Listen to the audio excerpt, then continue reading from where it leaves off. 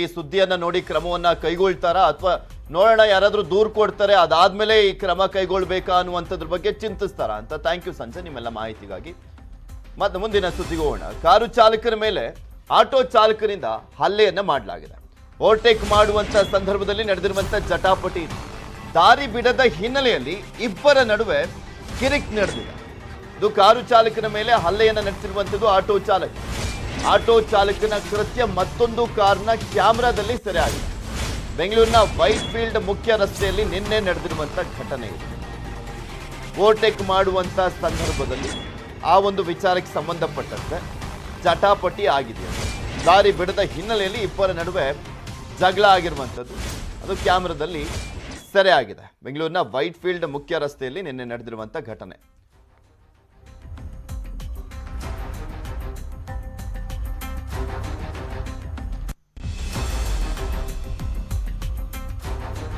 ನಿಮಗೆ ದೃಶ್ಯಾವಳಿಗಳಲ್ಲಿ ತೋರಿಸ್ತಾ ಇದ್ದೀವಿ, ಗಮನಿಸ್ಬೋದು ಯಾವ ರೀತಿಯಾಗಿ ಆಟೋ ಚಾಲಕ ಇಳಿದು ಬಂದು ಹೊಡಿತಾನೆ ಅನ್ನುವಂಥದ್ದನ್ನ.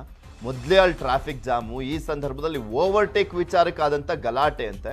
ಅಲ್ಲಿ ಯಾರು ತಪ್ಪು ಅನ್ನುವಂಥದ್ದು ಇನ್ನೂ ಕೂಡ ಗೊತ್ತಾಗಿಲ್ಲ. ಇದರಲ್ಲಿ ಪ್ರಕರಣ ದಾಖಲಾಗಿದೆಯೋ ಏನೋ ಅದು ಕೂಡ ಇನ್ನೂ ಮಾಹಿತಿ ಬರಬೇಕಾಗಿದೆ. ಇದ್ರ ಬಗ್ಗೆ ಇನ್ನಷ್ಟು ಮಾಹಿತಿಯನ್ನು ನೀಡ್ತಾರೆ ನಮ್ಮ ಪ್ರತಿನಿಧಿ ಮಂಜುನಾಥ್. ನೇರ ಸಂಪರ್ಕದಲ್ಲಿ ಜಾಯಿನ್ ಆಗ್ತಾ ಇದ್ದಾರೆ. ಮಂಜು, ಯಾವ ಕಾರಣಕ್ಕೋಸ್ಕರ ಆಕ್ಚುಲಿ ಗಲಾಟೆ ನಡೆದಿದ್ದು, ಯಾರು ತಪ್ಪಿದ್ದಂತೆ? ಈಗ ಇನ್ನೊಂದು ಕ್ಯಾಮ್ರಾದಲ್ಲಿ ಇದು ಸೆರೆ ಆಗಿದೆ. ಅವರಿಬ್ಬರಲ್ಲಿ ಯಾರಾದ್ರೂ ಹೋಗ್ಬಿಟ್ಟು ಪೊಲೀಸ್ ಸ್ಟೇಷನ್ಗೆ ಏನಾದ್ರೂ ದೂರನ್ನ ಕೊಟ್ಟಿದಾರಂತ?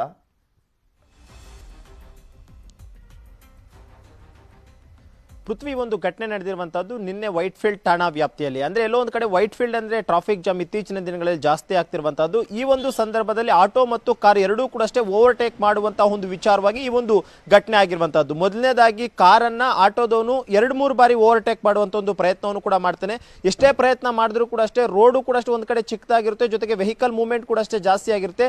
ಈ ಒಂದು ಕಾರಣಕ್ಕೋಸ್ಕರ ಕಾರಿನ ಚಾಲಕನಿಂದ ಈತ ಆಟೋದವನಿಗೆ ಎಲ್ಲೂ ಕೂಡ ಅಷ್ಟೇ ಜಾಗ ಬಿಡೋದಕ್ಕೆ ಅವಕಾಶ ಸಿಗೋದಿಲ್ಲ. ಇದಕ್ಕೆ ಬೇಸತ್ತಂತಹ ಆಟೋ ಚಾಲಕ ಆತನನ್ನ ಸುಮಾರು 1 ಕಿಲೋಮೀಟರ್ನಷ್ಟು ಕೂಡ ಅಷ್ಟೇ ಆತನನ್ನ ಚೇಸ್ ಮಾಡ್ಕೊಂಡು ಬರ್ತಾನೆ. ಆದ್ರೂ ಕೂಡ ಅಷ್ಟೇ ಆತನ ಮುಂದಕ್ಕೆ ಬಿಟ್ಟಿಲ್ಲ ಅನ್ನುವಂಥ ಒಂದು ಕಾರಣಕ್ಕೋಸ್ಕರ ಆ ಒಂದು ಕಾರಿನ ಪಕ್ಕಕ್ಕೆ ಹೋಗ್ಬಿಟ್ಟು ಕಾರು ಚಾಲಕಕ್ಕೆ ಏಕಾಏಕಿ ಆತ ಹಲ್ಲೆಯನ್ನು ಕೂಡ ಮಾಡಿರುವಂತಹದ್ದು. ಈ ಹಲ್ಲೆಯ ದೃಶ್ಯಾವಳಿಗಳು ಕೂಡ ಅಷ್ಟೇ ಹಿಂದ್ಗಡೆ ಬರ್ತಿದ್ದಂತ ಮತ್ತೊಂದು ಕಾರಿನ ಕ್ಯಾಮ್ರಾದಲ್ಲಿ ಕೂಡ ಅಷ್ಟೇ ಸರಿಯಾಗಿದೆ. ಆದ್ರೆ ಈಗ ಪೊಲೀಸರು ಹೇಳುವಂತಹ ಮಾಹಿತಿಯ ಪ್ರಕಾರವಾಗಿ ಇದುವರೆಗೂ ಕೂಡ ಪೊಲೀಸ್ ಠಾಣೆಗೆ ಯಾವುದೇ ರೀತಿಯಂತಹ ದೂರು ಕೂಡ ಬಂದಿಲ್ಲ ಅನ್ನುವಂಥದ್ದನ್ನ ಪೊಲೀಸರು ಹೇಳ್ತಿದ್ರೆ. ಆದ್ರೆ ಕಾರಿನ ಚಾಲಕನ ಒಂದು ಕ್ಯಾಮ್ರಾದಲ್ಲಿ ಏನು ವಿಜುವಲ್ ಕ್ಯಾಪ್ಚರ್ ಆಗುತ್ತೆ ಅದನ್ನ ಈಗ ಸೋಷಿಯಲ್ ಮೀಡಿಯಾದಲ್ಲಿ ಕೂಡ ಅಷ್ಟೇ ಹರಿದಾಡ್ತಿದ್ದು, ಸದ್ಯಕ್ಕೆ ಈಗ ಪೊಲೀಸರು ಕೂಡ ಅಷ್ಟೇ ಆ ಒಂದು ಆಟೋ ಚಾಲಕ ಯಾರು ಅನ್ನೋದ್ರ ಬಗ್ಗೆ ಕೂಡ ಮಾಹಿತಿಯನ್ನ ಕಲೆ ಹಾಕಲು ಮುಂದಾಗ್ತಿರುವಂತದ್ದು. ಯಾಕಂದ್ರೆ ಒಂದು ಕಡೆ ಯಾವುದೇ ದೂರು ಕೂಡ ಇದುವರೆಗೂ ಪೊಲೀಸ್ ಠಾಣೆಗೆ ಬಂದಿಲ್ಲ. ಆದ್ರೂ ಕೂಡ ಸೋಷಿಯಲ್ ಮೀಡಿಯಾದಲ್ಲಿ ಒಂದು ವಿಡಿಯೋ ವೈರಲ್ ಆಗ್ತಿರುವಂತ ಕಾರಣಕ್ಕೋಸ್ಕರ ಆ ಒಂದು ಆಟೋ ಚಾಲಕ ಯಾರು ಮತ್ತು ಕಾರಿನ ಚಾಲಕ ಯಾರು ಅನ್ನೋದ್ರ ಬಗ್ಗೆ ಕೂಡ ಅಷ್ಟೇ ಪೊಲೀಸರಿಗೆ ಪತ್ತೆ ಮಾಡೋದು ಕೆಲಸವನ್ನು ಕೂಡ ಮಾಡ್ತಾ ಇದ್ದಾರೆ. ಪೃಥ್ವಿ, ಓಕೆ, ಥ್ಯಾಂಕ್ ಯು ಮಂಜು ನಿಮ್ಮೆಲ್ಲ ಮಾಹಿತಿಗಾಗಿ.